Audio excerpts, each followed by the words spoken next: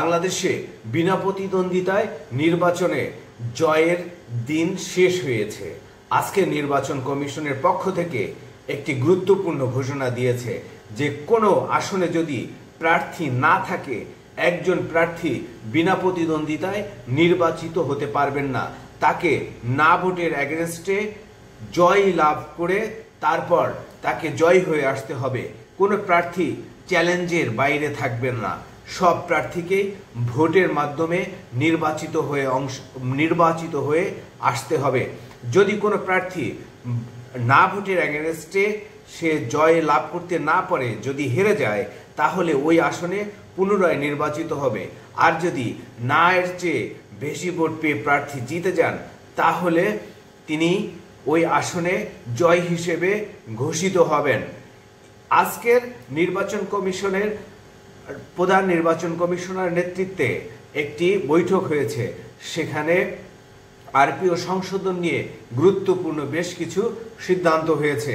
সেই সিদ্ধান্তের আলোকে নির্বাচন কমিশনের সদস্য কমিশনার আবুল ফজল মোহাম্মদ সানাউল্লাহ সাংবাদিকদেরকে জানিয়েছেন যে কোনো প্রার্থী এখন থেকে আর বিনা প্রতিদ্বন্দ্বিতায় নির্বাচিত হতে পারবেন না। এই যে প্রক্রিয়াটি ছিল, সেই প্রক্রিয়াটিকে বন্ধ করে দেওয়া হয়েছে। তিনি ব্যাখ্যা করে বলেছেন যে অতীতে দেখা গেছে যে যদি কোনো আসনে প্রার্থী একজন থাকতো, তাহলে ওই প্রার্থীকে বেসরকারিভাবে বিনা প্রতিদ্বন্দ্বিতায় জয় ঘোষণা করা হতো। সেই আসনে আর নির্বাচনের আয়োজন করা হতো না। কিন্তু এবার তারা সেই প্রক্রিয়াটি সংশোধন করেছে। এখন থেকে যদি কোনো আসনে একজন প্রার্থী থাকেন এবং সেখানে যদি তার আর কেউ প্রতিদ্বন্দ্বী না থাকে, তাহলে ওই প্রার্থীকে না ভোটের এগেনস্টে নির্বাচন করতে হবে। না ভোটের যদি বেশি পায়, তাহলে পুনরায় সেখানে আবার নির্বাচিত হবে। আর যদি ওই প্রার্থী না ভোটের বিরুদ্ধে প্রতিদ্বন্দ্বিতা করে জয় লাভ করতে পারেন, তাহলে তাকে জয় ঘোষণা করা হবে। এছাড়াও আরো কিছু গুরুত্বপূর্ণ আরপিও সংশোধনের কথা জানিয়েছে নির্বাচন কমিশন।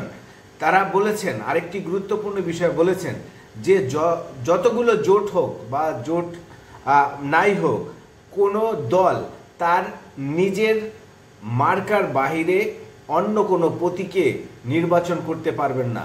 যিনি যে দলের প্রার্থী, যিনি যে দলের ব্যক্তি, তাকে সেই দলের প্রতীক নিয়েই নির্বাচন করতে হবে। নির্বাচন কমিশনের সানাউল্লাহ জানিয়েছেন যে এছাড়াও আরো স্বচ্ছ এবং সুন্দরভাবে নির্বাচন যাতে করা যায়, সেজন্য তারা আরো বেশ কিছু উদ্যোগ নিয়েছে। সেগুলো ধীরে ধীরে তারা আগামী এক সপ্তাহের মধ্যে এগুলো সবগুলো বাস্তবায়ন করবেন বা সেগুলোর সেগুলো আইন আরপিও হিসেবে অনুমোদিত হবে। এ বিষয়ে তারা নীতিগতভাবে সিদ্ধান্ত নিয়েছে আজকের মিটিংয়ে, এবং এটি একটি খুবই ভালো সিদ্ধান্ত হয়েছে। যে আমরা দেখেছি অতীতে বিভিন্ন সময় বিনা প্রতিদ্বন্দ্বিতায় প্রার্থী জয়ের যে রেকর্ড, তা আসলে দৃষ্টিকটু হয়। একজন প্রার্থী একটি আসনে থাকেন, অনেক সময় পেশিশক্তি প্রয়োগ করে প্রার্থীরা ওই আসনে অনেককে প্রার্থী হতে দেন না। সেক্ষেত্রে যদি না ভোটের একটি ব্যবস্থা থাকে, তাহলে যারা ওই প্রার্থীকে চায় না বা পছন্দ করেন না, তারা না ভোটে ভোট দিতে পারবেন। এই প্রক্রিয়াটি, তবে এতে একটি আবার অনেকে প্রশ্ন করেছেন যে না ভোটের প্রক্রিয়া যদি বেশি হয় বা না ভোটের যদি বিভিন্ন আসনে যদি এরকমের বেশি হয়ে থাকে, তাহলে সেক্ষেত্রে দেখা যাবে যে অনেকগুলো জায়গায় অনেক না ভোট জয়লাভ করার সম্ভাবনা থাকবে। সেই কথাটি কেউ কেউ বলেছে। তবে নির্বাচন কমিশন থেকে বলা হয়েছে যেখানে শুধুমাত্র একজন প্রতিদ্বন্দ্বী হবেন, সেখানেই শুধু না ভোটের প্রক্রিয়ার ব্যবস্থা থাকবে। বাকি যেখানে একাধিক প্রতিদ্বন্দ্বী থাকবে, সেখানে আসলে না ভোটের কোনো সুযোগ বা অপশন থাকবে না। আজকের এই পর্যন্ত। ভালো থাকুন। আল্লাহ হাফেজ।